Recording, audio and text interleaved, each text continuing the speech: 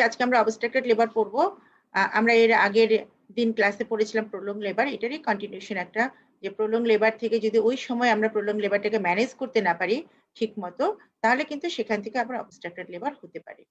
তাহলে obstructed labour কি এই জিনিসটা পড়বো, কেন অবস্ট্রাক্টেড লেবার হচ্ছে সেটা পড়বো, কিভাবে আমরা অবস্ট্রাক্টেড লেবার ম্যানেজ করি সেটা পড়বো, এবং আমরা কিভাবে প্রিভেন্ট করতে পারি অবস্ট্রাক্টেড লেবারকে সেটা সম্পর্কে আমরা এই আজকের আমরা টপিকস যেটা সেখান থেকে আমরা কিন্তু এই বিষয়গুলো বিশদভাবে জানার চেষ্টা করব। এবং তোমাদের যদি কোনো কোয়েরি থাকে তাহলে তোমরা সেটা আমাকে মেসেজ অপশনে জানাবে। আমরা চেষ্টা করব সেটা নিয়ে আলোচনা করতে এবং সেটার সমস্যার সমাধান করতে। প্রথমে যে ব্যাপার নিয়ে আমরা কথা বলবো যে অবস্ট্রাক্টেড লেবারের ডেফিনিশনটা কি। এটা হচ্ছে যে obstructed labour is one where in spite of good uterine contractions the progressive descent of the presenting part is arrested due to mechanical obstruction. দেখো কথাটার ভিতরে কিন্তু, এবং যখন আমরা ডেফিনেশনটা বলতে বলি তখন কিন্তু এইভাবেই বলতে হবে যে অবস্ট্রাক্টেড লেবার কি। এটা হচ্ছে যে এখানে এটা এমন একটা লেবার যেখানে কি হচ্ছে in spite of good uterine contraction, uterine কন্ট্রাকশনটা থাকবে, খুব ভালোভাবে ইউটেরাইন কন্ট্রাকশন হবে, এত সুন্দরভাবে ইউটেরাস কন্ট্রাক্ট করছে, কিন্তু সেখানে কি হচ্ছে progressive descent of the presenting part হচ্ছে না।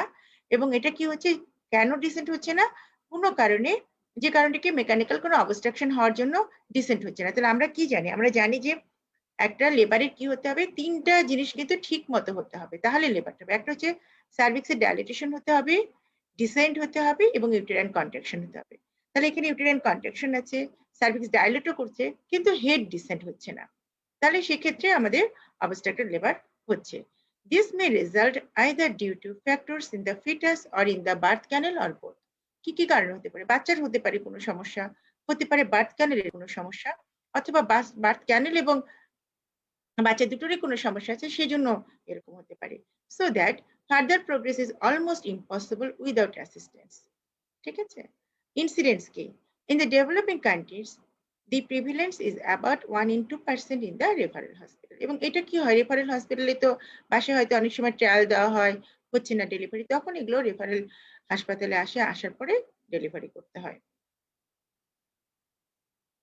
তাহলে কি কি কারণে হয়, আমরা বলেছি যে ফল্ট ইন দ্য প্যাসেজে যদি কোনো সমস্যা থাকে তাহলে এটা হতে পারে। কি সমস্যা হতে পারে, বনি কোনো প্রবলেম থাকতে পারে। কিরকম প্রবলেম, যদি কেফালোপেলভিক ডিসপ্রপোর্শন হয়। কেফালোপেলভিক ডিসপ্রপোর্শন কি, মানে মাথার সাথে পেলভিসের একটা ডিসপ্রপোর্শন হচ্ছে, মাথাটা বড় পেলভিসটা ছোট, তাহলে মাথাটাকে কি করতে হবে, পেলভিসের ভিতরে ঢুকতে হবে, তাই না। আমরা সবসময় বলি ইনলেটে যেতে হবে। এবং এটা কখন হয়, যখন আমরা বলি যে 37 উইকসে সাধারণত প্রাইমারি গ্রাভিডাদের কি হয়, আমরা বলি যে 37 উইকসে হঠাৎ করে, আমরা সেদিন কিন্তু পড়েছিলাম লেপারে, যে কি হয় যখন হেডটা ডিসেন্ড করে এনগেজড হয় তখন কি মা কিন্তু ফিল করে যে খুব আরাম লাগছে, পেটটা এতদিন এত বড় হয়েছিল হয়তো লাইটেনিং হয়ে যায়, হালকা হয়ে যায়, যেহেতু মাথাটা ঢুকে গেছে মা একটু আরাম ফিল করে। তাহলে এখানে যদি কি হয়, যদি বাচ্চার মাথাটা বড় থাকে, পেলভিসে সে যেতে পারছে না, তাহলে এটা আমরা বলছি যে কেফালোপেলভিক ডিসপ্রপোর্শন। মাথা এবং পেলভিসের যে একটা প্রপোর্শন ছিল যার কারণে হেডটা ভিতরে যেত, সে হেডটা ভিতরে যেতে পারছে না, তাহলে এখানে একটা ডিসপ্রপোর্শন হতে পারে। কি কি কারণে ডিসপ্রপোর্শন হয়, একটা হতে পারে যে তার পেলভিসটা কন্ট্রাক্টেড ছোট হতে পারে, অথবা দেখা যাচ্ছে বাচ্চা এবং মায়ের পেলভিসের যে একটা প্রপোর্শন ছিল, যেটা আমরা আগে বলছি বাচ্চার মাথা যে কোনো কারণে বাচ্চা বড় হয়ে গেছে, অথবা তার হাইড্রোকেফালাস আছে যে কারণে বাচ্চার মাথা ভিতরে যাচ্ছে না। আরেকটা কি হতে পারে, কন্ট্রাক্টেড পেলভিস, পেলভিসটা আসলেই ছোট, পেলভিসটা কন্ট্রাক্টেড, যার জন্য কি হচ্ছে কিছুতেই বেবি ভিতরে যেতে পারছে না। তাহলে এই কন্ট্রাক্টেড পেলভিসটা কি, এটা আমরা একটু ছোট্ট করে জানবো। কন্ট্রাক্টেড পেলভিস হচ্ছে অ্যানাটমিক্যালি কন্ট্রাক্টেড পেলভিস আমরা কাকে বলি, যে কন্ট্রাক্টেড পেলভিসকে ডিফাইন করা হয়েছে one where the essential diameter of one or more planes are shorten by 0.5 centimetre. এটা হচ্ছে অ্যানাটমিক্যাল ডেফিনিশন, যে পেলভিসের যে কোনো একটা প্লেন যদি শর্ট হয় সেটা হচ্ছে 0.5 সেন্টিমিটার দিয়ে আমরা বলছি, তাহলে সেটাকে আমরা বলছি যে এই পেলভিসটা কন্ট্রাক্টেড পেলভিস। কিন্তু আমরা যখন অবস্টেটিক্যাল এর কথা বলি তখন আমরা কি বলি, অবস্টেটিক্যাল ডেফিনিশন যেটা সেটা আমরা এভাবে বলি, it states that alteration in the size and or shape of the pelvis of sufficient degree so as to alter the normal mechanism of labor in an average size baby. তাহলে এই পেলভিসটার size অথবা shape alter হয়ে গেছে, যার জন্য average size baby সেও কিন্তু এই পেলভিসের ভিতরে আসতে পারলো না, তখন হচ্ছে কন্ট্রাক্টেড পেলভিস। এখন এই কন্ট্রাক্টেড পেলভিসটা কেন হয়, ছোট্ট করে আমরা বলবো। কন্ট্রাক্টেড পেলভিসটা হচ্ছে, তার কমন কজ হচ্ছে দুটো, একটা হচ্ছে nutritional and environmental cause. Nutritional কজের ভিতরে যদি আমরা বলি কি হয়, মা হয়তো ঠিকঠাক মতো খেতে পারে না, মা একজন ম্যালনারিস মাদার, তাহলে তার গঠনটা ঠিকঠাক মতো হবে না, পেলভিসের গঠনও ঠিকঠাক মতো হবে না। এগুলোকে আমরা বলছি যে মাইনর ভ্যারাইটি। আর মেজর ভ্যারাইটির ভিতরে কি হতে পারে, রিকেট, মায়ের রিকেট ছিল, রিকেটের জন্য হতে পারে, অথবা কি হতে পারে, অস্টিওম্যালাটিক কোনো চেঞ্জ হতে পারে, তার অস্টিওম্যালাসিয়া ছিল, যার জন্য তার কি হতে পারে, ওখান থেকে তার বনি গঠন হয়নি ঠিকঠাক মতো, এই জন্য অস্টিওম্যালাটিক চেঞ্জের জন্য তার কন্ট্রাক্টেড পেলভিস হয়েছে। অথবা কি হতে পারে, ডিজিজ অথবা যে কোনো কারণে কোনো ইনজুরি হয়েছে তার বোনসে, সেজন্য হতে পারে। কি হতে পারে, একটা ফ্র্যাকচার, পড়ে গেছিল বা একটা অ্যাক্সিডেন্ট হয়েছিল যার জন্য একটা ফ্র্যাকচার হতে পারে, তার জন্য হতে পারে। যে কোনো কারণে তার একটা টিউমার হতে পারে বোনসে, সেই টিউমারের জন্য হতে পারে। টিউবারকুলার আর্থ্রাইটিস হতে পারে, টিউবারকুলার মানে টিবি হয়েছিল তার বোনসে, তার জন্য হতে পারে। তো এরকম অনেকগুলো ব্যাপার থাকতে পারে। স্পাইনে কোনো সমস্যা থাকতে পারে, যেটা আমরা বলি কাইফোসিস, তাই না, একটা বেন্ডিং হয়ে যাওয়া, স্কোলিওসিস, এরকম যদি কিছু হয় তাহলে কিন্তু সেখানে কন্ট্রাক্টেড পেলভিস হতে পারে। তাহলে এই জিনিসগুলো আমাদেরকে জানতে হবে। এবং এই জিনিসগুলো আমরা কখন জানবো, আমরা কিন্তু একটা মেয়ে যখন প্রেগনেন্ট হয় তখন কিন্তু অ্যান্টিনেটাল চেক আপে আসে। এই অ্যান্টিনেটাল চেক আপে তাহলে আমরা সবসময় বলি যে খুব ভালো করে একটা হিস্ট্রি নিতে হয়। এবং একটা মেয়েকে কিন্তু দেখলেও বোঝা যায় যে তার কন্ট্রাক্টেড হতে পারে, পেলভিসটা হাঁটা দেখে, তার গেট দেখে বোঝা যায়, তার গড়ন দেখে বোঝা যায়, এগুলো দেখেও কিন্তু আমরা বুঝতে পারি। আরেকটা দেখো ইম্পর্টেন্ট কথা বলেছে, secondary contracted pelvis may be encountered in multiparous women. Secondary contracted পেলভিসটা তাহলে কি? এর হতে পারে যে আগে নর্মাল ডেলিভারি হয়েছে, হয়তো কিন্তু দেখা গেছে যে মাল্টিপ্যারাস, তার 2-3টে বাচ্চা হওয়ার পরে পরবর্তী বাচ্চাগুলো হচ্ছে না। কারণ আমরা কিন্তু এর আগেও বলেছি যে একটা হতে পারে যে মায়ের যখন 3, 4, 5টা বাচ্চা হয় তখন শেষের বাচ্চাগুলো কি হয়, বড় হয়। কেন বড় হয়? কারণ ইউটেরাসটা বড় হয়, ইউটেরাসটা জায়গা বেশি পায়, বাচ্চা বড় হতে পারে, এটা একটা ব্যাপার। আরেকটা হতে পারে যে সেই জন্য কিন্তু বাচ্চা বড় হচ্ছে, কেফালোপেলভিক ডিসপ্রপোর্শন হতে পারে। আরেকটা হতে পারে যেটা আমরা বলছি যে সেকেন্ডারি কন্ট্রাক্টেড পেলভিস। কেন সেকেন্ডারি কন্ট্রাক্টেড পেলভিস হয় বা কিভাবে হয়? এখানে বলা হচ্ছে যে যখন অনেকগুলো বাচ্চা হয় তখন কি হয়, বোনেরও কিন্তু কিছু চেঞ্জ হয়। বোনের কিভাবে হয়, ফরওয়ার্ড জুটিং, আমরা বলছি যে সিম্ফ্যাসিস পিউবি যেটা, সেটা কি হচ্ছে ফরওয়ার্ড জুটিং। ফরওয়ার্ড জুটিং মানে এটা এক্সটেন্ডেড আউটওয়ার্ড হতে পারে, অথবা এটা একটু বাঁকা হয়ে যেতে পারে। এই জন্য এটাকে ফরওয়ার্ড জুটিং যখন হয় তাহলে এই অ্যাঙ্গেলটা কিন্তু শর্টেনিং হয়ে যায়, এবং যার জন্য ন্যারোইং অফ দ্য বনি ক্যানেল, এই ক্যানেলটা যখন শর্টেনিং হয়ে যায় এবং ন্যারো হয়ে যায় তখন কিন্তু কন্ট্রাক্টেড পেলভিস হয়। তাহলে একটা মায়ের আগে নর্মাল ডেলিভারি হয়েছে, কিন্তু যখন তার অনেকগুলো বাচ্চা হলো তারপরে কিন্তু তার কন্ট্রাক্টেড পেলভিস হয়ে যায়। এটা খুব একটা মজার ঘটনা না, যে আগে নর্মাল তার ডেলিভারি হয়েছে কিন্তু পরবর্তীতে যে তাকে আমরা বলছি যে সেকেন্ডারি কন্ট্রাক্টেড পেলভিস। আর কি হতে পারে, সফট টিস্যু অবস্ট্রাকশন, এটা কিন্তু আমরা সেদিনও পড়েছি প্রলং লেবারের ক্ষেত্রে, ওরকমই অনেকটা। This include cervical dystocia due to prolapse or previous operative miscarrying. আমরা কিন্তু এর আগেও পড়েছিলাম যে সার্ভাইকাল যদি ডিস্টোসিয়া হয় তাহলে হতে পারে, কেন হতে পারে, আমরা বলেছি যে অপারেশন হতে পারে, যে কোনো একটা কারণে হতে পারে, তার অপারেশন হয়েছে আগে, কোল কোয়াগুলেশন হতে পারে, কোল আমরা দিতে পারি, অথবা তার কি হতে পারে, তার সার্ভাইকাল কোনো সমস্যা ছিল, যেমন সিআইন হতে পারে, বা সার্ভাইকাল ক্যান্সারের যেটা আগের পশনে স্ক্রিনিং করতে যে আমরা দেখেছি যে তার একটা সিআইন ছিল, সিআইন 1 বা 2। ওয়াইন থাকলে তো আমরা কোল কোয়াগুলেশন করি, বা সিআইন 2, 3 যেটি থাকে তাহলে সেখান থেকে আমরা কি করি, আমরা বলেছি যে আমরা কি করি, লিপ করি না। এরকম যখন অপারেশন করা হয় তখন যদি ওখানে কোনো ফাইব্রোসিস ডেভেলপ করে, এবং ফাইব্রোসিসের জন্য কি হতে পারে, সার্ভাইকাল ডিস্টোসিয়া হতে পারে। তো এরকম যদি কোনো অপারেশন থাকে তাহলে তার জন্য সার্ভাইকাল ডিস্টোসিয়া হতে পারে। অথবা কি হতে পারে, সার্ভাইকাল আর ব্রড লিগামেন্ট ফাইব্রয়েড যদি থাকে, এবং সার্ভাইকাল ফাইব্রয়েড হলে তো কিছুতেই বাচ্চা নামতেই পারবে না, একটা জায়গা অবস্ট্রাকশন করে আছে। ব্রড লিগামেন্ট ফাইব্রয়েড যদি থাকে তাহলেও বাচ্চা আসতে পারবে না। Impacted ovarian tumor or the non-gravid horn of a bicornuate uterus below the presenting part. এখন প্রেজেন্টিং পার্টের নিচে যদি এসে একটা ওভারিয়ান টিউমার, অথবা যে ইউটেরাসটা ছিল সেই ইউটেরাসটা বাইকর্নেট ইউটেরাস হওয়ার জন্য নন গ্রাভিড হর্নটা, সেটা যদি এসে নিচে এসে পড়ে প্রেজেন্টিং পার্টে, তাহলে সেখানেও কিন্তু এই সফট টিস্যু অবস্ট্রাকশন করতে পারে। ফল্ট ইন দ্য প্যাসেঞ্জার, প্যাসেঞ্জারে কি কি ফল্ট হতে পারে, ট্রান্সফার স্লাই থাকলে পরে তো আসবেই না, ব্রাউ প্রেজেন্টেশন এরকম একটা হতে পারে, congenital malformation of the fetus. Congenital malformation কি হতে পারে, হাইড্রোকেফালা, যেটা হচ্ছে মাথাটা অনেক বড়, এটা হচ্ছে সবচেয়ে বড় ইম্পর্টেন্ট মানে কমনেস্ট কজ। ফিটাল অ্যাসাইটিস, বাচ্চার অনেক পানি আছে শরীরের ভিতরে, অ্যাসাইটিস ডেভেলপ করছে, তাহলে সে কারণে হতে পারে। ডাবল মনস্টার যদি হয় তাহলে তার জন্য নামতে পারে না। Big baby occipital posterior position যদি থাকে সেই পজিশনের জন্য কিন্তু আসতে পারে না। কম্পাউন্ড প্রেজেন্টেশন যদি থাকে সেটা একটা অনেক বড় কারণ, এবং লক টুইন যদি হয় তাহলে এগুলো হচ্ছে যে এই কারণগুলোর জন্য কিন্তু দেখা যাচ্ছে যে ডেলিভারি হওয়া সম্ভব হয় না। Causes of the obstructed labour, কি কি কারণে অবস্ট্রাক্টেড লেবারটা হয়? আমরা জানি যে সার্ভিক্স কিন্তু তৈরি কি দিয়ে, সার্ভিক্সে কিন্তু স্মুথ মাসেল নয়, সার্ভিক্সে তো বেশিরভাগই হচ্ছে কোলাজেন টিস্যু। এই কোলাজেন টিস্যুকে আস্তে আস্তে করে কি হতে হয়, ইফেসমেন্ট, আমরা যেটা বলি যে ইফেসমেন্ট হয়। যদি এখানে কোনো ইফেসমেন্ট না হয় এবং ইফেসমেন্ট যদি ভালো মতো না হয়, তাহলে কিন্তু কি হবে, সার্ভিক্সটা সুন্দর করে ডাইলেট করবে না, তাই না? তাহলে ইফেসমেন্ট হতে হবে, একটা নরমাল ডেলিভারির জন্য ইফেসমেন্ট হতে হবে, সার্ভাইকাল ডাইলেটেশন হতে হবে এবং হেডকে ডিসেন্ট হতে হবে। এই কথাটা আমরা এখানে ছবি দিয়ে বোঝানোর চেষ্টা করেছি। Morbid anatomical changes of the uterus, কি হচ্ছে অবস্ট্রাক্টেড লেবারে? অবস্ট্রাক্টেড লেবার যখন হচ্ছে বাচ্চার মাথা নামছে না, ইউটেরাসটা সার্ভিস ডাইলেট করছে কিন্তু হেড নামছে না, কিন্তু কন্ট্রাকশন হচ্ছে অনেক বেশি, তাহলে সেখানে কি হতে পারে, there is gradual increase in intensity, duration and frequency of uterine contraction.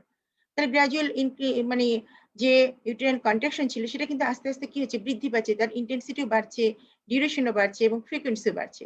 The relaxation phase becomes less and less. তাহলে কি হয়, আমরা যখন বলি যে একবার কন্ট্রাকশন হয় এবং একবার রিল্যাক্সেশন হয়, তা নাহলে কন্টিনিউয়াস যদি কন্ট্রাকশন হতে থাকে তাহলে মা কিন্তু আহ, খুব বেশি তাড়াতাড়ি তার এক্সর্শন হয়ে যাবে, তাহলে এক্সর্শনের জন্য সে কিন্তু পরে দেখা যাবে যে ডেলিভারি করতে পারবে না। তাহলে এখানে কিন্তু সেটাই হচ্ছে, relaxation phase becomes less and less, ultimately state of the tonic contraction develops. Continuously যদি একটা মানুষের কন্ট্রাকশন থাকে, কন্টিনিউয়াসলি কন্ট্রাকশন হচ্ছে, একটা টনিক কন্ট্রাকশন হচ্ছে, রিট্রাকশন হাউএভার কন্টিনিউস, রিট্রাকশন অনেক পরে পরে একটা করে রিট্রাকশন হতে পারে। The lower segment elongates and becomes progressively thinner, তাহলে বারবার কন্ট্রাকশন হচ্ছে হতে হতে কি হচ্ছে, লোয়ার সেগমেন্টটা আস্তে আস্তে এটা বড় হয়ে যাচ্ছে, ইলংগেটস হচ্ছে এন্ড বিকাম প্রোগ্রেসিভলি থিনার, আস্তে আস্তে এটা কি হবে, একদম পাতলা হতে থাকবে। A circular group encircling the uterus is formed between the active upper segment and the distended lower segment. তাহলে এইরকম যখন হচ্ছে কন্টিনিউয়াসলি একটা কন্ট্রাকশন হচ্ছে, রিল্যাক্সিং ফেজটা কমে যাচ্ছে, তখন কি হচ্ছে, একটা গ্রুপ তৈরি হচ্ছে। কোথায় গ্রুপ তৈরি হচ্ছে, একটা আপার সেগমেন্ট এবং লোয়ার সেগমেন্টের মাঝখানে একটা গ্রুপ তৈরি হচ্ছে, অ্যাক্টিভ আপার সেগমেন্ট এবং ডিস্টেন্ডেড লোয়ার সেগমেন্ট। এটাকে আমরা কি বলছি, প্যাথোলজিক্যাল রিট্রাকশন রিং বলা হচ্ছে, এটাকে বলা হচ্ছে Bandl's ring. Due to the pronounced retraction there is the fetal jeopardy or even death. এবং এইরকম করে যখন রিট্রাকশন রিংটা তৈরি হয়ে যাচ্ছে, তখন কি হচ্ছে, আস্তে আস্তে করে চাপের মধ্যে পড়ছে বাচ্চা, তখন কি হচ্ছে, বাচ্চার আস্তে আস্তে বাচ্চা খারাপ হচ্ছে এবং বাচ্চার ইভেন ডেথও হয়ে যেতে পারে। এই দেখো, এটা হচ্ছে ব্যান্ডেলস রিং এর একটা ছবি। যখন এরকম কন্ট্রাকশন হতে থাকে এখানটায়, এটা কিন্তু নর্মালি একটা ব্যান্ডেলস রিং এরকম হতে পারে, বাচ্চা ডেলিভারি হয়ে যায়।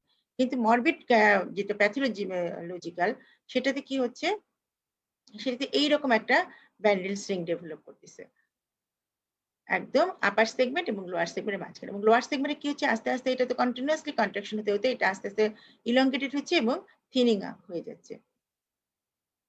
In primary gravida, further retraction ceases in response to obstruction and liver comes to a stand still. এবং আস্তে আস্তে দেখা যায় প্রাইমারি গ্র্যাভিটিতে কি হচ্ছে, এই যে কন্টিনিউয়াসলি এরকম কন্ট্রাকশন হওয়ার পরে আস্তে আস্তে এই রিট্রাকশন যেটা হওয়ার কথা সেটা আস্তে আস্তে কমে যাচ্ছে এবং লেবারটা একটা জায়গায় এসে স্টিল হয়ে যাচ্ছে, স্টেট অফ ইউটেরাইন এক্সর্শন, এটাকে বলা হচ্ছে ইউটেরাইন এক্সর্শন।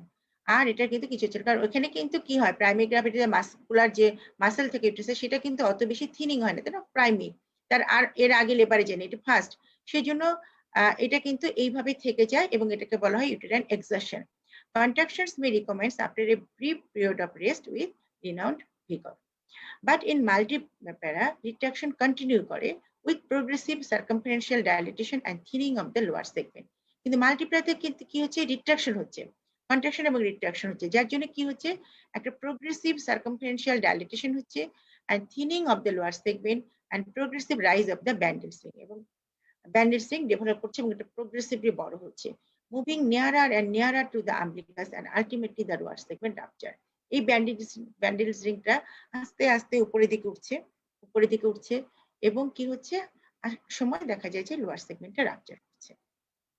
এটাই হচ্ছে সবচেয়ে বড় দুঃখজনক একটা ঘটনা, যে একেবারেই এইরকম করে কন্ট্রাকশন হতে হতে অনেক সময় যেটা হয় যে বাড়িতে যদি হোম ডেলিভারি করে, তাহলে যারা ডেলিভারি করছে তাদের যদি এই বিষয়টা না বুঝে তাহলে মনে করে যে নামবে, কারণ ওখানে তারা দেখে যে হেডটা নিচে চলে আসছে, কিন্তু কি হচ্ছে, ডেলিভারি আর হচ্ছে না। হেড মানে কি? ওটা আসলে দেখা যাচ্ছে ক্যাপুট।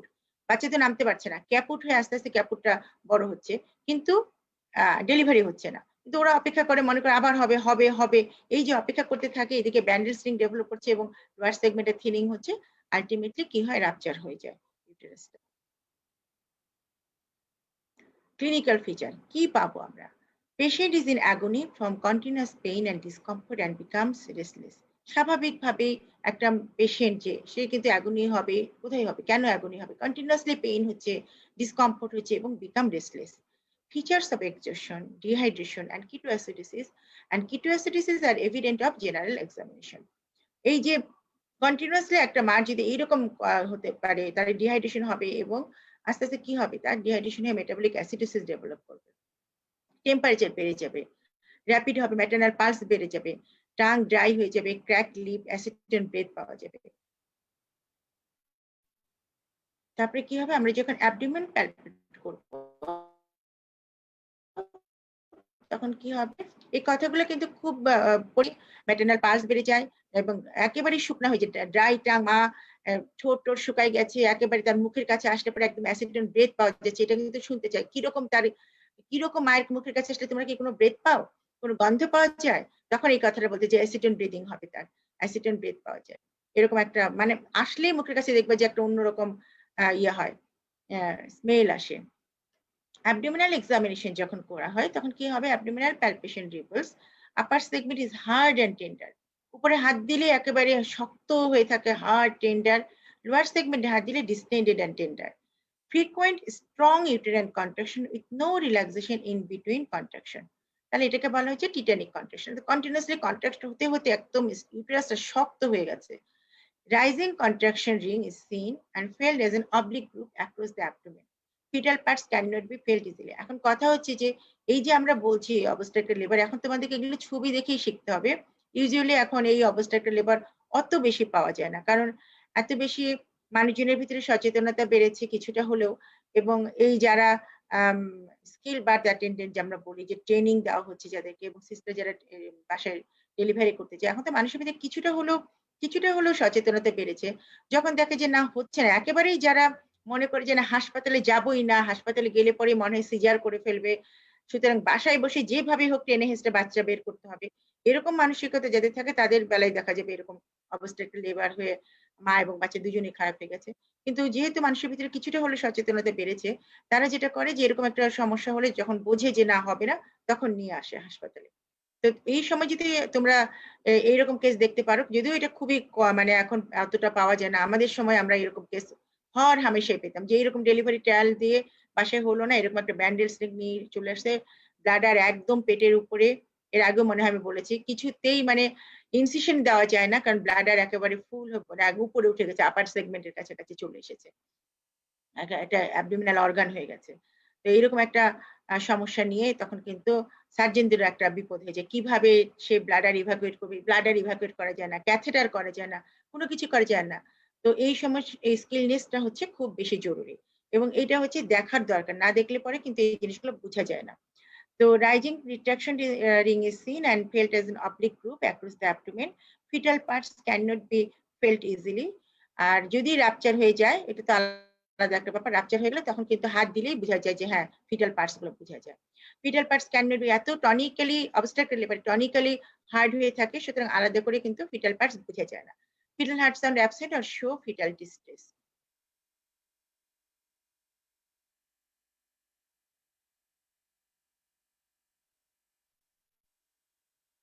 এই যে ব্যান্ডেল স্ট্রিং।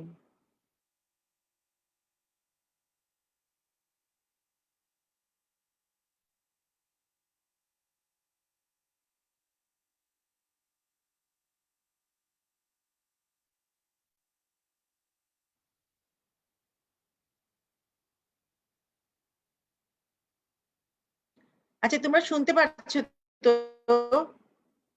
একটু একটু জানাও তো। আমি বুঝতে পারছি না, আসলে নেট খুবই ডিস্টার্ব করছে তো বুঝতে পারছি না। ব্যান্ডেল স্ট্রিং যেটা দেখো এইভাবে হাত দিয়ে দেখা যায় এইখানটায়, এই যে এইখানে এরকম একটা গ্রুপ তৈরি হয়েছে আপার সেগমেন্ট এবং লোয়ার সেগমেন্টের মাঝখানে, এবং এই ব্লাডারও কিন্তু দেখা যাচ্ছে যে একেবারে অ্যাবডোমিনাল অর্গান হয়ে যায়।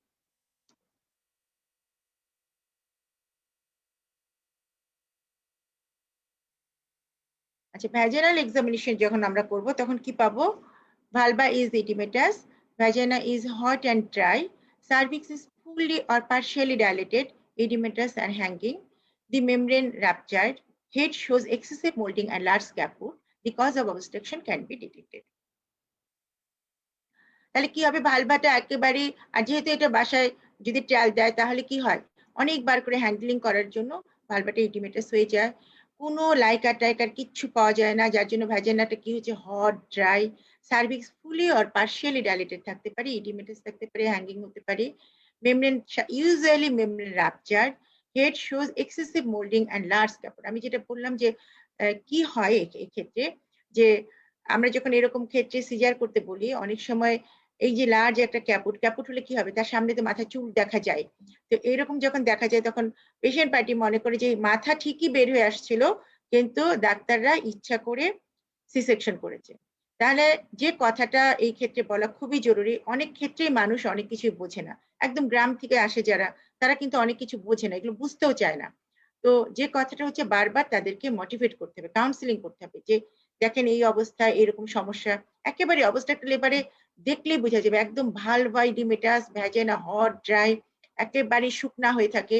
তো এইরকম একটা ক্ষেত্রে দেখলেই বোঝা যায় যে এটা অবস্ট্রাকটিভ লেবার। কিন্তু এক্ষেত্রে আমাদের যেটা করতে হয় সেটা হচ্ছে কথা বলতে হবে। মানুষকে বুঝাতে হবে। মানুষকে বুঝালে পরে তখন কিন্তু মানুষ বুঝবে। সুতরাং এই জিনিসটা বুঝাতে হবে। এই যে এটা যে একটা ক্যাপুট, এটা যে হবে না, এটা এই জিনিসটা বুঝাতে হবে। যেটা দেখেন এটা মাথা না, এটা মাথার একটা লুজ অংশ, এটা নেমে এসেছে। কিন্তু এটা কখনোই ডেলিভারি হবে না। এবং হাত দিলে কি হবে? আমরা বলেছি মোল্ডিং, এক্সেসিভ মোল্ডিং আমরা এক্ষেত্রে পাবো। কি হয়? একটা বনি যেটা হচ্ছে একটার উপরে একটা পার্টস উঠে যাচ্ছে, তাই না? এবং এটা টাইট হয়ে যাচ্ছে। আমরা কি বলেছি? মোল্ডিং এর যে +1 বলি, +2 বলি, 3 বলি, তাই না? তাহলে এইভাবে মোল্ডিংটা আমরা ক্যাটেগরাইজ করব। The causes of obstruction can be detected. এক্ষেত্রে আমরা obstruction এর কজটা জানতে পারবো। পার্টোগ্রাফি কি রকম আসবে?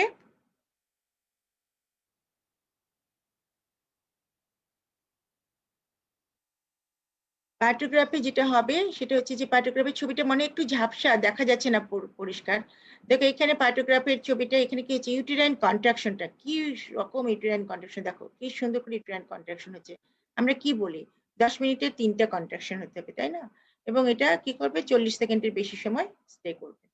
তাহলে এখানটায় কিন্তু ইউটেরাইন কন্ট্রাকশনটা খুব ভালো আছে।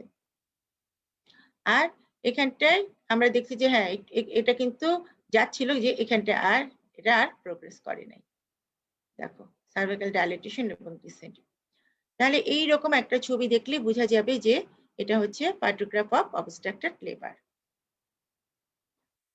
যে কথাটা আমরা বলেছি যে ব্লাডারের কি সমস্যা হয়, এইটা অবস্ট্রাক্টেড লিভারের এটা কিন্তু একটা চ্যালেঞ্জ, যে এইখানটায় ব্লাডারটা কি হয়? অ্যাবডোমিনাল অর্গান হয়, আমরা বারবার করে বলছি। And due to compression of urethra between the presenting part and symphysis pubis, কি হচ্ছে? ব্লাডার এবং ইউরেথ্রা এটা কি হচ্ছে? কোথায় পড়ছে? প্রেজেন্টিং পার্ট এবং সিম্ফাইসিস পিউপিসের মাঝখানে এটা নিপ্ট হচ্ছে। The patient fails to empty the bladder. The transverse depression at the junction of the superior border of the bladder and the distended lower segment is often confused with the Bandel string. এখানে একটা ব্যাপার হয় যে এই যে একটা Bandel string এর কথা বললাম, যে ব্যান্ডেল স্ট্রিং একটা মাঝখানে গ্রুপ হচ্ছে কোথায়? আপার সেগমেন্ট এবং লোয়ার সেগমেন্টের মাঝখানে। এবং এখানে কি হয়? ব্লাডারটাও আস্তে আস্তে ব্লাডার তো এমটি করতে পারছে না, কারণ ব্লাডারটা চাপা পড়ছে কার মাঝখানে? একটা হচ্ছে প্রেজেন্টিং পার্ট, হেডের মাঝখানে এবং সিম্ফাইসিস পিউপের মাঝখানে ব্লাডারটা আটকে গেছে। যার জন্য কি হচ্ছে না, পেশেন্ট কিন্তু ব্লাডার ইভাকুয়েট করতে পারছে না। যার জন্য ব্লাডারটা আস্তে আস্তে কি হচ্ছে? ফুলছে, বড় হচ্ছে, পানি ইউরিন জমা হয়ে এটা আস্তে আস্তে বড় হচ্ছে এবং এটা একটা অ্যাবডোমিনাল অর্গানে পরিণত হচ্ছে। তো এই জায়গাটাতে কি হয়? ব্লাডার যদি অনেকক্ষণ এরকম করে থাকে তাহলে সেখানে কি হয়? The bladder walls get traumatised which may lead to blood stained urine. এবং এই সময় যদি ক্যাথেটার করতে হয়, ক্যাথেটার করা খুবই ডিফিকাল্ট। কি জন্য ক্যাথেটার করা ডিফিকাল্ট? কারণ মাথা নিচের দিকে নেমে এসেছে এবং কিছুতেই মাথা এমন জায়গায় অবস্ট্রাক্ট করেছে যে তুমি কিছুতেই ক্যাথেটারকে ভিতরে পুশ করতে পারবে না। এখন এই জায়গায় ক্যাথেটার করতে হলে এটা জানতে হবে কিভাবে ক্যাথেটার করতে হবে। ক্যাথেটার করতে হলে হয় মাথাটাকে আস্তে করে একটু চাপ দিয়ে ধরতে হবে, তারপরে ক্যাথেটারটাকে ইন্ট্রোডিউস করতে হবে। এভাবে না করলে ক্যাথেটার ইন্ট্রোডিউস করা যায় না। গেলই না, কোনোভাবেই যদি ক্যাথেটার ইন্ট্রোডিউস করা না যায়, তাহলে সুপ্রাপিউবিক পাংচার করে সেখান থেকে আবার ব্লাডার খালি করতে হয়। এটা আরো অনেক কঠিন একটা বিষয়। কিন্তু অনেক সময় এটা করতে হয়। তাহলে ক্যাথেটার করাটা একটা আর্ট। ক্যাথেটার করে জানতে হবে যে কিভাবে ক্যাথেটার করতে হয়। আমরা নরমালি ক্যাথেটার করি যেভাবে সেভাবে এখানে হবেই না। এখানে তোমাকে হাত দিয়ে মাথাকে পুশ করতে হবে। মাথাকে নামাতে হবে। যখন একটু জায়গা ফাঁকা হবে সেই জায়গা দিয়ে ক্যাথেটার করতে হবে। তাহলে ক্যাথেটার করতে পারলে ভালো। তারপরে কি হবে? The base of the bladder and urethra which are nipped in between the presenting part and the symphysis pubis may undergo pressure necrosis. তাহলে এই যে এতক্ষণ ধরে মাথা এবং সিম্পাইসিস পিউবিসের মধ্যে যে ব্লাডার আটকে আছে তার জন্য কি হবে? তার একটা প্রেশার নেক্রোসিস হবে। যখন প্রেশার নেক্রোসিস হবে তখন কি হবে? The devitalous tissue becomes infected and later on may slap up resulting in the development of the genitourinary fistula. তাহলে এই যে ডিভাইটালাইজ টিস্যু তখন হবে, এতক্ষণ ধরে চাপা পড়ার জন্য প্রেশার নেক্রোসিসের জন্য কি হবে? ইসকেমিক নেক্রোসিস হবে এবং আলটিমেটলি কতদিন পরে? 12 থেকে 10 থেকে 12 দিন পরে আস্তে, আস্তে কি হবে? একটা স্ল্যাব যেটা তৈরি হয়েছে সেই স্ল্যাবটা আ চলে আসবে। স্ল্যাবটা যখন চলে আসবে তখন কি হবে? ওখানে একটা ইনজুরি হবে। ইনজুরি কি হয়ে কি হবে? একটা ফিস্টুলা হবে। সরি, এটা ইনজুরি তো বলা যাবে না, ওটা হচ্ছে ফিস্টুলা তৈরি হবে। তাহলে স্ল্যাপ আউট হয়ে যেয়ে ওখানে একটা ফাঁকা জায়গা হবে, ওটা হচ্ছে ফিস্টুলা হবে। তাহলে এটা হচ্ছে আমরা জেনিটো ইউরিনারি ফিস্টুলার কথা বলি এবং এটা হচ্ছে অবস্ট্রাক্টেড লেবার হওয়ার পরে যে একটা মেয়ের এই ফিস্টুলা ডেভেলপ করার যে কি একটা দুর্বিষহ জীবন, সেটা একটা মানে যার হয় এবং যারা এই পেশেন্ট গুলোকে দেখে তারাই বোঝে। তাহলে অবস্ট্রাক্টেড লেবারকে আমাদেরকে এটাকে প্রিভেন্ট করতে হবে এবং অবস্ট্রাক্টেড লেবার যদি হয়ে যায় তাহলে আমাদেরকে কি করতে হবে? আমাদেরকে অবশ্যই ক্যাথেটারাইজ করে রাখতে হবে। আমরা এর আগেও মনে হয় এই কথাটা বলেছি, ক্যাথেটারাইজ করে রাখবো যদি এখানটায় এই ফিস্টুলা ডেভেলপ করার যাতে না হয় সেজন্য। তাহলে কি হবে? যদি অনেক বড় জায়গা স্ল্যাপ আউট হয়ে যায় তাহলে সেটাকে ছোট করার জন্য আমরা ক্যাথেটার রাখবো। কতদিন রাখবো? 14 ডেজ রাখবো এবং যদি ছোট জায়গা থাকে, ছোট ইসকেমিক নেক্রোসিস হয়ে ছোট জায়গাটা স্ল্যাপ আউট হবে তাহলে সেটাকে যাতে বন্ধ হয়ে যায় সেজন্য আমরা 14 দিনের মতো আমরা এই ক্যাথেটারটাকে রেখে দেব অবস্ট্রাক্টেড লেবারের পরে অবশ্যই। এখন ইফেক্টস অন দ্য মাদার। মাদারের উপরে কি, কি ইফেক্ট হয়? একটা হচ্ছে exertion due to the immediate effect, যেটা exertion due to the constant agonizing pain and anxiety. মা একেবারে এক্সহস্টেড হয়ে গেছে। ডিহাইড্রেশন হবে due to the increased muscular activity without adequate fluid intake. তাহলে কি হচ্ছে? পানি খেতে পারছে না, মা খেতে পারছে না, ডিহাইড্রেশন হয়ে যাচ্ছে। সেজন্য কিন্তু এরকম একটা অবস্থায় পেশেন্ট আসার সাথে, সাথে কিন্তু আমাদেরকে ফ্লুইড দিতে হবে। Metabolic acidosis due to accumulation of lactic acid and ketone. তাহলে আমরা বলেছি যে এখানে কিটোন এবং ল্যাকটিক অ্যাসিড অ্যাকুমুলেশনের জন্য মেটাবলিক অ্যাসিডোসিস হয়। Genital sepsis is an invariable accompaniment, especially after rupture of the membranes with repeated vaginal examination or attempted manipulation outside. তাহলে এই কথাটা কি যে এখানে অবশ্যই সেপসিস হবে। কেন? রাপচার অফ দ্য মেমব্রেন হয়ে গেছে এবং রিপিটেড ভ্যাজানাল এক্সামিনেশন করা হচ্ছে, চেষ্টা করা হচ্ছে ডেলিভারি করার জন্য। বারবার যতবার করে ভ্যাজানাল এক্সামিনেশন করা হবে ততবার কিন্তু ইনফেকশনের একটা চান্স থাকবে। Injury to the genital tract includes rupture of the uterus which may be spontaneous or multipara or may be traumatic following instrumental delivery. এখন ইনজুরি হতে পারে একটা। ইনজুরি কেন হতে পারে? বারবার করে হ্যান্ডলিং করা হচ্ছে, এটা একটা ব্যাপার এবং চেষ্টা করা হচ্ছে। আর তার চাইতেও আরেকটা বড় কথা হচ্ছে যদি কি হয় এখানটা ইনস্ট্রুমেন্টাল ডেলিভারি করার চেষ্টা করা হয়, যে মাথাটা চলে আসছে আমরা যদি একটু চেষ্টা করি ফোর্সেপ ডেলিভারি যদি করার জন্য চেষ্টা করি বা কোনো রকম ভাবে এটাকে বের করার চেষ্টা করি তাহলে কিন্তু সেটা কি হতে পারে? ইনজুরি হবে। Postpartum hemorrhage and shock may be due to isolated or combined effects of atonic uterus or genital tract trauma. তাহলে এইখানে কি হয়? এখানে এইরকম করে একটা ডেলিভারির পরে ইনস্ট্রুমেন্টাল ডেলিভারি ওকে যেটাই চেষ্টা করানো তারপরে কি হতে পারে? একটা হেমোরেজ হবে। অনেকক্ষণ ধরে একটা বাচ্চা আটকে আছে, ইউটেরাসটা অনেকক্ষণ ধরে চেষ্টা করছে এবং এইরকম করে কন্ট্রাকশন করার পরে একটা ইউটেরাইন অ্যাটনি হয়েছে। পরে আরে কন্ট্রাক্ট করতে চায় না। তখন এর জন্য একটা হেমোরেজ হতে পারে এবং পেশেন্টটা এতক্ষণ ধরে এইরকম একটা অবস্থায় ডিহাইড্রেশন এই অবস্থায় ছিল। তারপর থেকে এই পেশেন্টটার হেমোরেজিও শকে যেতে পারে। যে কি হতে পারে? Maybe due to the accelerated or combined effect of the atonic uterus or genital tract trauma. All these lead to an increased maternal morbidity and mortality. তাহলে এই সব কারণের জন্য মায়ের কি হচ্ছে? মা যদি মানে মর্টালিটি তো ইনক্রিজ করতেই পারে এবং ম্যাটারনাল মরবিডিটি যেটা হয় সেটা আরো বেশি দুঃসহ। মারা গেলে তো একটা মানুষ মারাই গেল, শেষ তার সাথে সবকিছু। কিন্তু একটা মানুষ যখন এইরকম একটা জিনিস নিয়ে বেঁচে থাকবে, ধর একটা মানুষের ফিস্টুলা হয়েছে, কন্টিনিউয়াসলি তার ইউরিন ঝরে যাচ্ছে, তাহলে এই মানুষটার পাশে কেউ এসে দাঁড়াবে না। সে আসলেই তো মানুষের গন্ধ লাগবে। তার বাসায় তার হাসবেন্ড, তার ছেলে-মেয়ে সবাই তাকে কিন্তু আসলে ত্যাগ করে।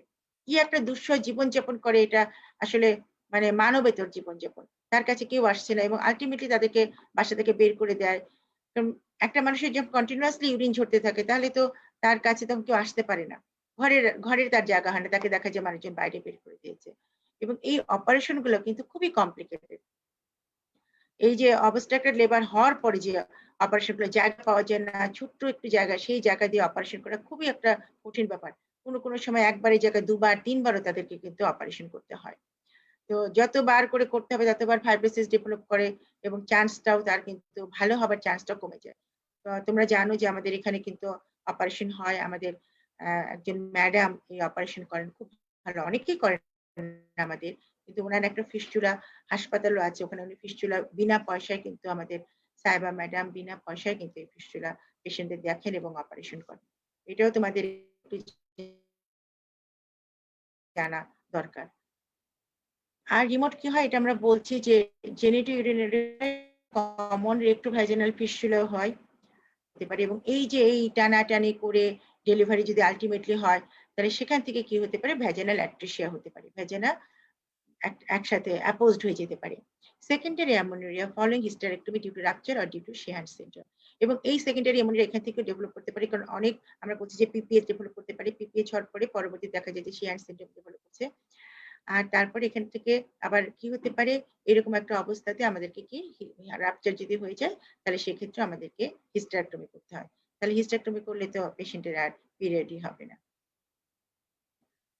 The deaths are due to the rupture of the uterus, shock and sepsis with metabolic changes. এখন যদি ডেথ হয় সেই ডেথটা কিসের জন্য হতে পারে, রাপচার অফ দ্য ইউটেরাসের জন্য হতে পারে, শকের জন্য হতে পারে, and sepsis with metabolic changes. Effects of the fetus. ফিটাসের উপরে কি ইফেক্ট হতে পারে? Asphyxia results from tonic uterine contraction that interferes with the uteroplacental circulation or due to cord prolapse, especially in shoulder presentation.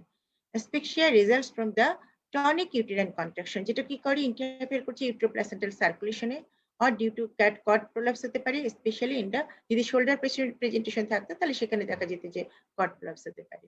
আর ইউটেরোপ্লাসেন্টাল সার্কুলেশনে যেটা hamper হয় এটা হচ্ছে main, যেহেতু tonic uterine contraction হচ্ছে তাহলে অবশ্যই ইউটেরোপ্লাসেন্টাল সার্কুলেশনে হ্যাম্পার হবে এবং বাচ্চা আস্তে আস্তে অ্যাসফিক্সিয়েটেড হয়ে যাবে। Acidosis due to fetal hypoxia and maternal acidosis. Maternal acidosis হচ্ছে সেখান থেকে কিন্তু আবার ফিটালও অ্যাসিডোসিস হতে পারে, হাইপোক্সিয়া ডেভেলপ করতে পারে।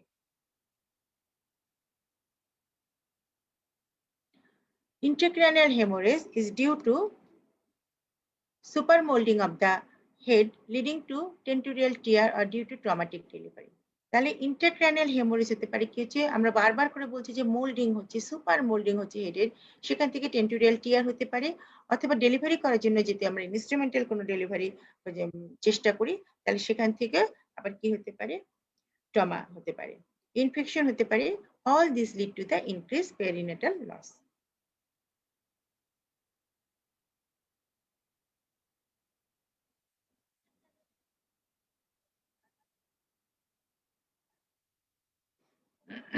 প্রিভেনশন আমরা কিভাবে করতে পারি? প্রিভেনশন আমরা করতে পারি antenatal detection of the factors likely to produce prolonged labour, big baby, small women, malpresentation and position. আমরা কিন্তু সব বেশিরভাগটাই আমরা কিন্তু যেটা কথা বলেছি যে হিস্ট্রি নেব আমরা ভালো করে, তার কোনো আদার কোনো অপারেশনের হিস্ট্রি ছিল কিনা, তার কোনো ইনজুরি ছিল কিনা, তার কোনো ডিজিজ ছিল কিনা, তার কি ছোটবেলায় কোনো ডিকেট ছিল কিনা, তার অস্টোম্যালিটিক কোনো চেঞ্জ ছিল কিনা, তার এরকম কিন্তু টিউমার ছিল কিনা, এই ধরনের হিস্ট্রি আমাদেরকে নিতে হবে।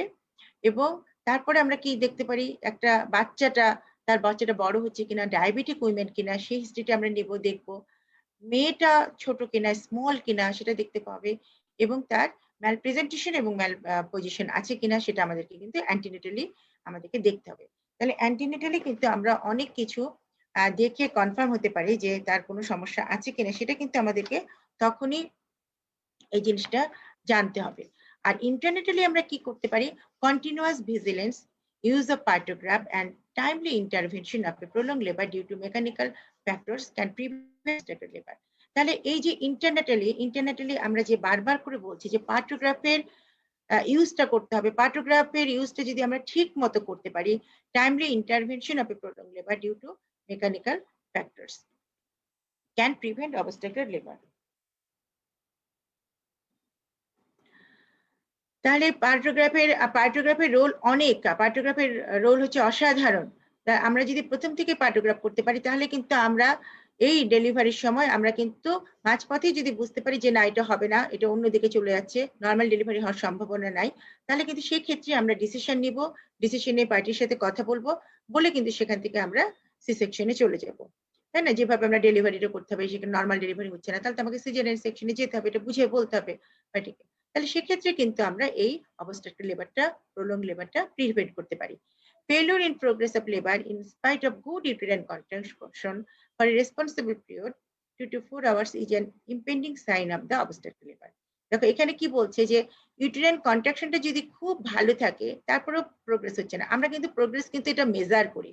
আমরা কিন্তু তোমাদেরকে বারবার করে বলা হচ্ছে যে পার্টোগ্রাফি আমরা কি করি, সার্ভাইকাল ডাইলেটেশন আমরা কোথা থেকে শুরু করি, 4 সেন্টিমিটার থেকে শুরু করি, এবং আমরা বলেছি যে এই 4 সেন্টিমিটার থেকে যখন শুরু করি তারপর থেকে আমরা কিন্তু কাউন্ট করা শুরু করব, 1 ঘন্টায় কতটুকু প্রোগ্রেস করলো, তারপরে হেডটা কতটুকু নামলো, সার্ভিক্স ডাইলেট হলো কতটুকু, এটা কিন্তু আমরা মেজার করা শুরু করি। এবং আমাদের কিন্তু একটা নির্দিষ্ট টাইম থেকে যে এই 4 ঘন্টা থেকে ফুল ডাইলেটেশন হবে, 4 সিএম থেকে 10 সিএম হবে কতক্ষণের ভিতরে, এটা কিন্তু আমাদের মেজার করা থাকে।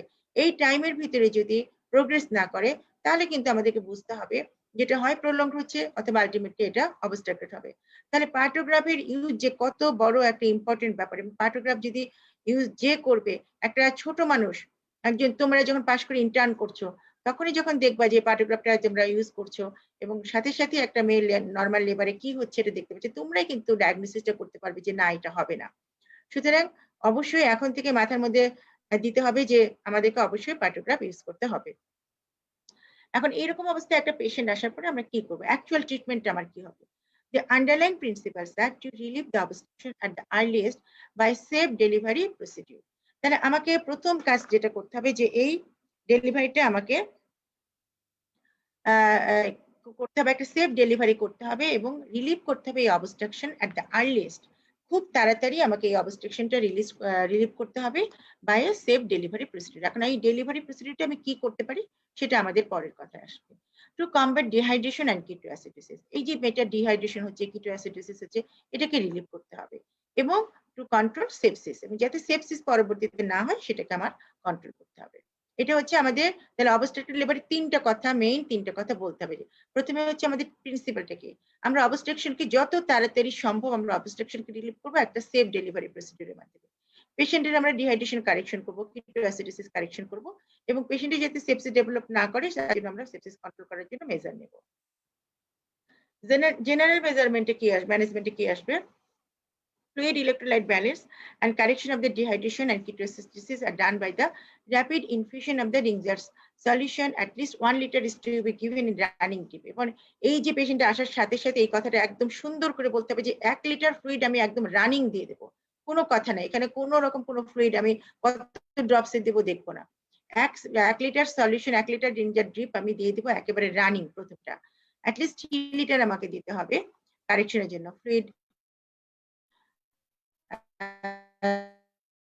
লাগবে আমার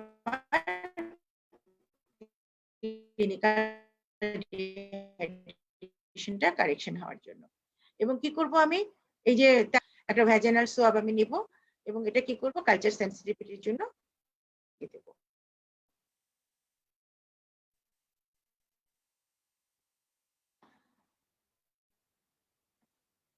blood should be at hand prior to any operative intervention. এবং আমি যখন স্যালাইন দেব, তাহলে স্যালাইন দেওয়ার আগে যে কাজটা করতে হবে, যখনই আমরা স্যালাইন দেব, স্যালাইন দেওয়ার আগে যখনই ক্যানুলা করব হাতে, ক্যানুলা করার সাথে সাথে আমি ব্লাড স্যাম্পল কালেক্ট করব। ব্লাড স্যাম্পল কালেক্ট করবো কারণ এই মেয়েটার ব্লাড গ্রুপিং করা আছে কিনা, আদার কোনো পরীক্ষা নিরীক্ষা আছে কিনা, সে ডায়াবেটিক ছিল কিনা, তাহলে এগুলো সব দেখার জন্য আমাকে ব্লাড স্যাম্পলটা কালেক্ট করতে হবে। ব্লাড স্যাম্পল নিয়ে আমি কি করবো, তারপরে আমি ফ্লুইডটা দিয়ে দিলাম। আমাদের যেহেতু অনেক ডিহাইড্রেশন থেকে আমরা 2 হাতে 2টি চ্যানেল দিয়ে দিতে পারি। অ্যান্টিবায়োটিক আমি এক্ষেত্রে কোথায় দিতে পারি, একটা ব্রড স্পেকট্রাম অ্যান্টিবায়োটিক দিলাম, সেফটিঅ্যাক্সিন দিতে পারি। আর যেহেতু এখানে একটা কি হয়, কন্টিনিউয়াসলি হ্যান্ডলিং এর জন্য কি হয়, অ্যানারোবিক ইনফেকশন হয়, সো একটা আমরা মেট্রোনিডাজোল এখানে আইভি দিয়ে দেব। অবস্টেট্রিক ম্যানেজমেন্ট এইখানটাই তো আসল কথা যে আমরা এখানে কিভাবে এটা ম্যানেজ করব। Before proceeding for definitive operative treatment, rupture of the uterus must be excluded. তাহলে আমাকে এখানে আগে বুঝতে হবে যে রাপচার হয়েছে কিনা, সেটা আমাকে আগে এক্সক্লুড করতে হবে। A balanced decision should be taken about the best method of relieving the obstruction with least hazard to the mother. তাহলে এমন একটা ডিসিশন নিতে হবে যেটা মাদারের জন্য লিস্ট হ্যাজার্ডাস হয়। Frantic attempt to deliver a moribund baby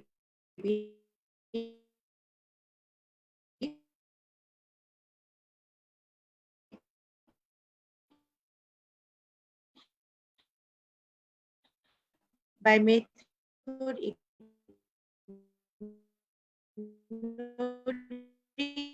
the risk involved to the mother is indeed devastating. তাহলে এই তো আমি এখানে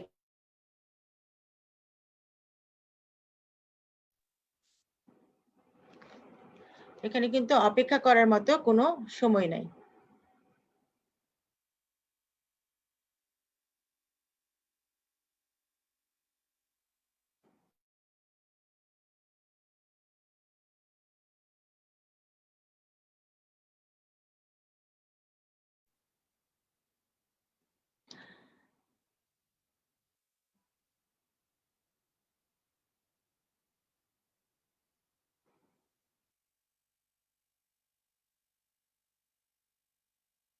আচ্ছা, শোনা যাচ্ছে নাকি আমি চলে গেলাম? বুঝতে পারছি না।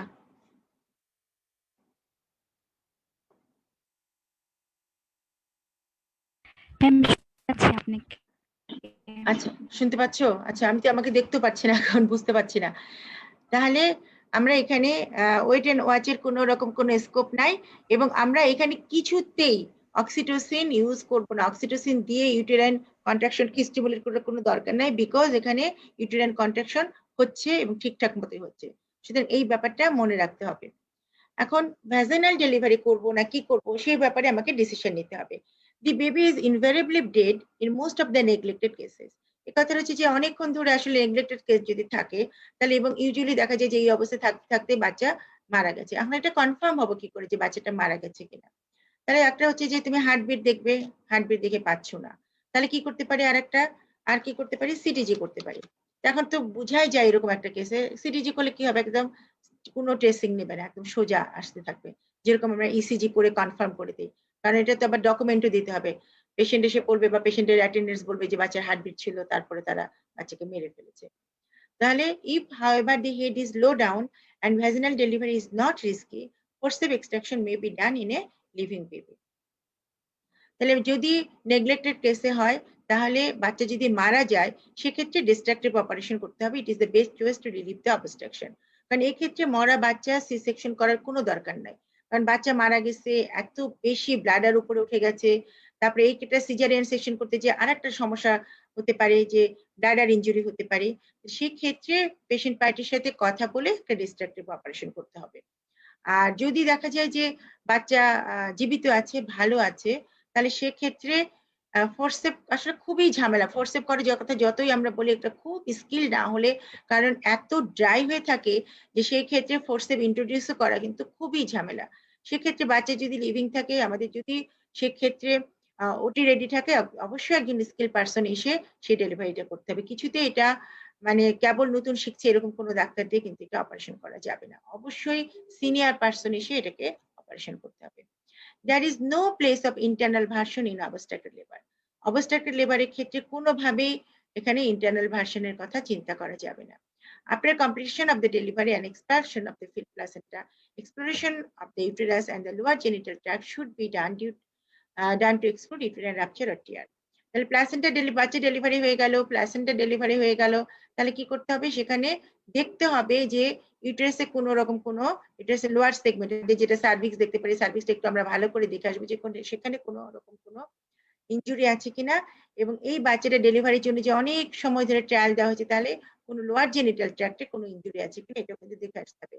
তা না হলে পরবর্তীতে কি হবে? ব্লিডিং হয়ে হয়ে পেশেন্ট কিন্তু আবার শকে চলে যাবে।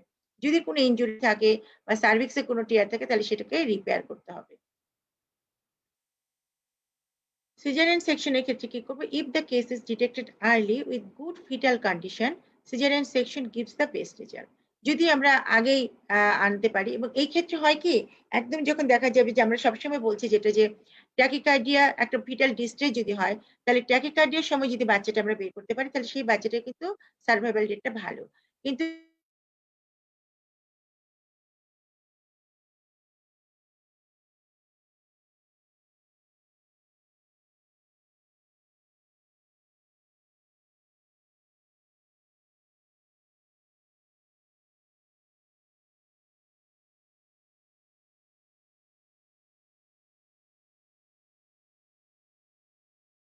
to disastrous consequences.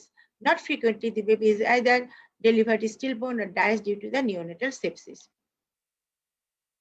এখন নেগলেক্টেড কেসে যদি দেখা যায় যে সিজারিয়ান সেকশন করা হলো একটা মরিবান্ড বেবিকে, তাহলে সেটারও কিন্তু ফলাফল ভালো নাও হতে পারে। কারণ এরকম একটা ক্ষেত্রে দেখা যায় বাচ্চাটা কিন্তু স্টিল বর্ন হতে পারে, যে তখনই মারা গেছে, বের করার সাথে সাথে দেখা গেলো বাচ্চার কাঁদলো না, অথবা পরবর্তীতে মারা যেতে পারে নিউনেটাল সেপসিস হয়ে।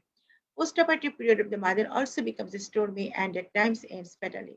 পোস্ট অপারেটিভ পিরিয়ডটা কিন্তু মায়ের জন্য কিন্তু আসলে খুব বেশি ভালো থাকে না, সেটাও দেখো বলেছে যে স্টর্মি হতে পারে। আরেকটা করা যায় যে যেটা আমরা করি না আসলে, কিন্তু একসময় আমি এই কথাটা মানে তোমাদেরকে আগেও বলেছি যে একসময় আমাদের এখানে একটা ট্রায়াল চলেছিল যে সিম্পাইসোটমি। সিম্পাইসোটমি করে বা একটু জায়গা স্পেস পাওয়া গেল, তখন বাচ্চাটাকে বের করে নিয়ে আসা হলো। সেক্ষেত্রে যে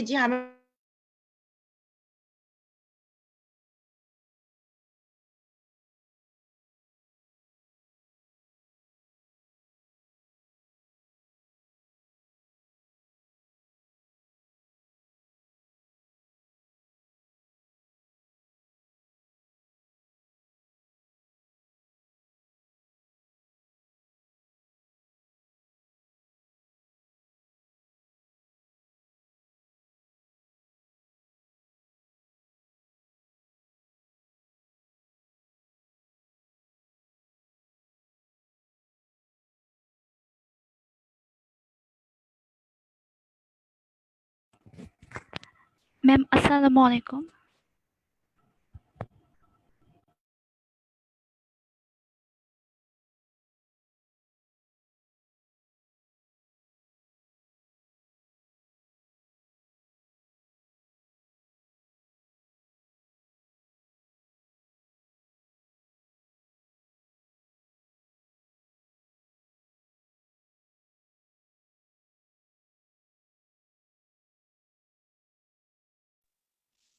আচ্ছা, নেটের ডিস্টার্বের জন্য বারবারই চলে যাচ্ছি। তো এইখানে যে কথাটা বলতে হবে, অবস্ট্রাক্ট লিভারটা ম্যাম কেন, আসসালামু আলাইকুম। হ্যাঁ আবার ম্যাম আসতে পেরেছি, আপনি হ্যাঁ বলো। অন কর হুম? ম্যাম, স্ক্রিন করলে ভালো হয়। ম্যাম কি করবো? স্ক্রিন স্ক্রিন শেয়ার চলে ম্যাম গেছে? স্লাইড দেখা যাচ্ছে না। স্টার্ট শেষ হয়ে গেছে, এখন তোমরা জি কথা ম্যাম, বলেছো। জি ম্যাম, মোটামুটি আমি শেষ করে ফেলেছি, তারপরে নেট থেকে জি ম্যাম, চলে গেছে। আমার শেষ হয়ে গেছে। তোমরা কতদূর শুনতে পেরেছো তো পুরাটাই? সি সেকশন শুনতে জি ম্যাম পেরেছো? পুরোটাই শোনা গিয়েছে। তোমাদের জি যদি কোনো ম্যাম। কোশ্চেন থাকে তাহলে কোশ্চেন করতে পারো, কিন্তু এখান থেকেও তো আমি ডিসকানেক্টেড হয়ে গেছি, কোশ্চেনও মানে দেখতে পারবো না। আজকে নেটের খুবই ডিস্টার্ব, বুঝছো? যার জন্য তোমাদের কোশ্চেন গুলো দেখতে পাচ্ছি না। আচ্ছা দেখি পারি কিনা দেখতে। কোনো কোয়েরি থাকলে তোমরা কথা বলো। আর আমি যেটুকু বলার সেটা বলি যে অবস্ট্রাক্টিভ লেবার থেকে কোশ্চেন আসবে যে কিভাবে অবস্ট্রাক্টিভ লেবারটা প্রিভেন্ট করা যায়।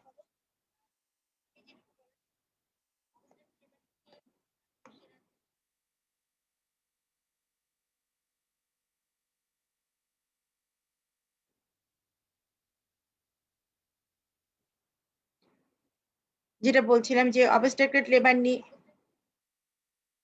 দেখতে পাচ্ছি না, সেটা কেন, কি বললাম যেন, কি কারণ, ডেফিনেশনটা বলতে হবে যে কিভাবে অবস্ট্রাক্টেড লেবার হচ্ছে, এবং প্রিভেনশনটা ইম্পর্টেন্ট। প্রিভেনশনটা কিভাবে করা যায়, অ্যান্টিনেটাল চেকআপের সময় আমরা তখন আমরা ডায়াগনোসিস করতে পারি, তখন আমরা আইডেন্টিফাই করতে পারি। আরেকটা হচ্ছে যে ইন্টারনেটাল পিরিয়ড, এবং ইন্টারনেটাল পিরিয়ডে কিন্তু বেশি ইম্পর্টেন্ট দিবে এবং এখান থেকে পার্টোগ্রাফি চলে যাবে। সো এখানে পার্টোগ্রাফটা খুব ভালো করে কিন্তু তোমাদেরকে জানতে হবে। অবস্ট্রাকটেড লেবার, প্রোলংড লেবার পড়লে কিন্তু পার্টোগ্রাফের বিষয়ে তোমাদেরকে ওখান থেকে চলে যাবে। সুতরাং এটা জানতে হবে। আর যেটা বলে যে অবস্ট্রাকটেড লেবারে কি সমস্যাটা হচ্ছে, মায়ের কি হয়, মায়ের কি কমপ্লিকেশন হতে পারে। এই যে এটা শুনতে চাই যে অ্যাসিডেন্ট যে আসে, ব্রিদিংটা যে অ্যাসিডেন্ট ব্রিদিং হয় সেটা জানতে চায়। কি হয় অ্যাসিডিসিস, মেটাবলিক হয় যে মেটাবলিক অ্যাসিডোসিস ডেভেলপ করে সেক্ষেত্রে। তারপরে হচ্ছে ভ্যাজিনাল কন্ডিশনটা কি হয়, ভ্যাজিনাল যে হট, ড্রাই, ভালভা যে হয়, ইডিমিটাস হয়ে যায়, এই কথাটা জিজ্ঞেস করে কেন হয়। এবং তারপরে যেটা হবে যে তুমি কিভাবে ডেলিভারি করবে, মোড অফ ডেলিভারিটা কিরকম হবে, কেন তুমি কোনটা করতে চাচ্ছ। যদি বলে যে তুমি নেগলেক্টেড কেসে বাচ্চা, ডেড বাচ্চা, তাহলে তুমি কি করবে। সেক্ষেত্রে তুমি অবশ্যই সি সেকশনের কথা বলবে না, তোমাকে তখন এখানে বলতেই হবে যে তোমাকে কি করতে হবে এখানে, যেটা বললাম যে তোমাকে এখানটায় যে কাজটা করতে হবে, ডিস্ট্রাকটিভ অপারেশনটা করতে হবে। হয়ে গেল। হ্যাঁ, এখানে ডিস্ট্রাকটিভ অপারেশনের কথা তোমাকে বলতে হবে যে বাচ্চা মারা গেছে সেক্ষেত্রে আমি সি সেকশন করবো না। আর যদি বাচ্চা জীবিত থাকে সেক্ষেত্রে আমি সি সেকশন করে বাচ্চা ডেলিভারি করবো। তারপরে যেটা বলে যে এক্ষেত্রে তোমার এই যে ব্লাডারের যে ব্যাপারটা হয়, যে ব্লাডার যে ইয়ে হলো, স্যান্ডউইচ হলো, তার মধ্যে সিম্ফাইসিস পিউবিস এবং হচ্ছে বনি বেবির মাথার মধ্যে, তাহলে সেখানে ইস্কেমিক নেক্রোসিস হয়। ইস্কেমিক নেক্রোসিস হওয়ার পরে এখানে এই যে ফিস্চুলাটা ডেভেলপ করে, এই ফিস্চুলার জন্য তোমাকে কতদিন পর্যন্ত ক্যাথেটার রাখতে হবে এই কথাটা বলতে হবে। এটাও খুব ভালো করে তোমাকে যেতে হবে। এবং এই ক্যাথেটার রাখার পরে যে কথাটা আসবে সেটা হচ্ছে যে অনেকেই জিজ্ঞাসা করতে পারে যে নর্মাল ডেলিভারি হলে তুমি কি ক্যাথেটার দিবে, এখানে তো তুমি নর্মাল ডেলিভারি করলে, তাহলে এখানে ক্যাথেটার দেওয়ার দরকার কি আছে। তাহলে তোমাকে তখন আবার বলতে হবে যে এটা অবস্ট্রাকটেড লেবার, যেহেতু সেখানে ব্লাডারটা কি হয়েছিল, ব্লাডারটা সিম্পাসিস পিউবিস এবং বনি পার্সের ভিতরে ছিল, সেখানে ইস্কেমিক নেক্রোসিস হওয়ার সম্ভাবনা, এই জন্য আমরা এখানটায় ক্যাথেটার ইউজ করব। তাহলে তখন আবার সেখান থেকে প্রশ্ন আসতে পারে যে সি সেকশন হলে তুমি কতদিন ক্যাথেটার রাখবে, হিস্টেক্টমি হলে কতদিন ক্যাথেটার রাখবে, ভ্যাজিনাল হিস্টেক্টমি হলে কতদিন ক্যাথেটার রাখবে। এটা মনে হয় তোমাদেরকে আমি বলেছি, আমার মনে পড়ছে না তোমাদেরকে বলেছি নাকি আমি ক্লাসে বলেছি। তাহলে এই জিনিসগুলো জানতে হবে যে কখন কতদিন পর্যন্ত ক্যাথেটার রাখতে হয়, কোন অপারেশনে কতদিন রাখতে হয় ক্যাথেটার, এই জিনিসগুলো জানতে হবে। তো এটাও কিন্তু একটা ইম্পর্টেন্ট কোশ্চেন, এটাও কিন্তু অনেক এক্সামিনারই জিজ্ঞাসা করে। এই তো মোটামুটি, আর তো তোমাদেরকে এর উপরে আর কিছু অত বেশি ডিটেল জিজ্ঞাসা করবে না। আর কারো কোনো কোয়ারি থাকলে আমাকে বলো, সেটা আমি দেখি যে কারো কোনো যদি কোয়ারি থাকে তাহলে সেটা বলো।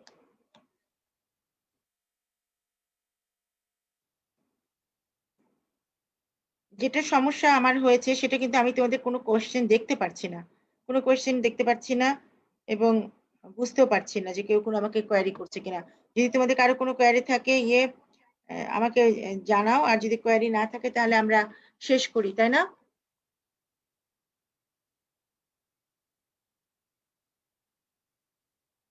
স্যার আমার মনে হয় কারো কোনো কোশ্চেন নাই। আমি তাহলে তোমাদের কাছ থেকে বিদায় নিতে চাচ্ছি। তোমরা ভালো থাকো, সবাই সুস্থ থাকো। খোদা হাফেজ। ম্যাম আসসালামু আলাইকুম।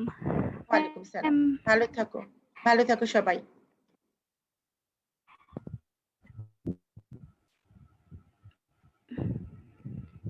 ম্যাম আসসালামু আলাইকুম। ওয়ালাইকুম সালাম। কি হলো হামিম? যে আমাদের গাইনির কেউ কথা বলছো? আমাদের গাইনির 50তম ক্লাস। তো সে ম্যাম আপনি এই 50তম ক্লাসটি আপনি নিয়েছেন এবং সেজন্য আপনাকে অনেক শুনতে অনেক পাচ্ছি ধন্যবাদ। না, তোমার কথা শুনতে পাচ্ছি না। ম্যাম আসসালামু আলাইকুম। ম্যাম আজকে হুম, এক্সিজের গাইনির 50তম ক্লাস এবং এই 50তম ক্লাসটি আপনার ক্লাস। তো ম্যাম আপনাকে অনেক অনেক ধন্যবাদ আমাদের এক্সিজ মেডিকেল স্কুলে এত ক্লাস নেওয়ার জন্য এবং আমাদের সাথে থাকার জন্য। ম্যাম আশা করি আমরা আপনার কাছ থেকে আরো সুন্দর সুন্দর ক্লাস উপহার পাবো। Thank you very much. আমার তো নিজেকে অনেক ভাগ্যবতী মনে হচ্ছে এই জন্য যে আমি তোমাদের 50তম ক্লাসটা নিতে পেরেছি। মানে এই সুযোগটা আমাকে করে দেওয়ার জন্য তোমাদেরকে অনেক অনেক ধন্যবাদ। আসলে এটা একটা বিশাল ব্যাপার, এই অংশীদারে যে আমি এই অংশীদারিত্ব নিতে পেরেছি, এই জন্য আমার খুব ভালো লাগছে। ভালো থেকো সবাই, খোদা হাফেজ করি। জি ম্যাম, ধন্যবাদ। আসসালামু আলাইকুম ম্যাম। ওয়ালাইকুম সালাম।